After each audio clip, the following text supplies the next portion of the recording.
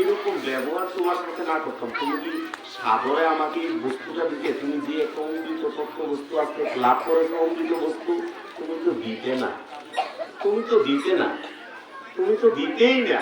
সুতরাং আমি তোমার থেকে আদায় করে নিলাম। তখন বলছে, নাও তুমি, তোমার দেহ, তোমার মনে যা চায় তুমি তাই করো। তখন এই গরু মহাপ্রভু আমার অতি দুঃখের স্বরে বলেছেন, আরে কলির জীবগণ, আমি হরিনাম নিয়ে এসেছি ধরাধামে, কলির জীবগণ যদি এইভাবে সাধু সঙ্গে বৈষ্ণব সঙ্গে অহংকারকে পরিত্যাগ করে যদি একটু পদরজনিত, তবেই কলির মানবের জন্ম অতি অতি সার্থক, অতি অতি সার্থক।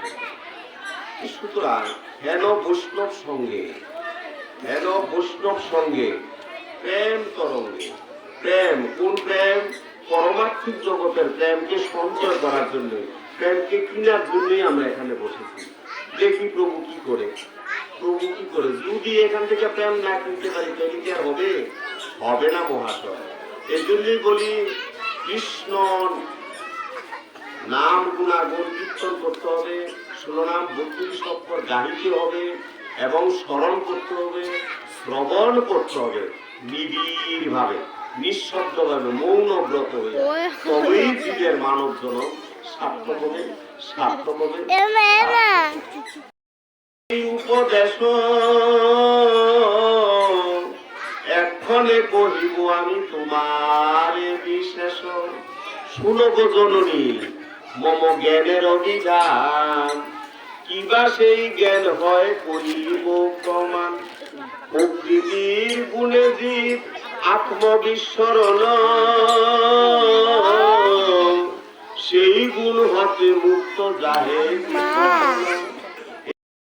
ভিতরে যে বিষয় চাই, তত্ত্ব তত্ত্ব বলি তারে কহে ন সবাই, সেই তত্ত্ব জানিলে মা উপজয়ে গান, গান লোভী জীব আসে মম বিদ্যমান।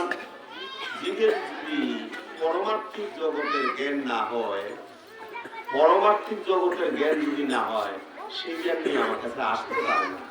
আর জীব যদি জ্ঞান লাভ করতে পারে, সচরাচর আমাকে সম্মুখে দেখতে পারে, দর্শন করতে পারে, আমার কাছে আসতে পারে। আত্মতত্ত্ব, আর আত্মতত্ত্ব শব্দের অর্থ কি? আমি চাই কে আমার, এটা খেয়াল রাখতে হলে, এই বিষয়ে জানতে হলে কি করতে হবে? প্রথমে ভূতত্ত্ব, সব লোকে গুণ খুঁজে, মধু খুঁজে ভ্রমরে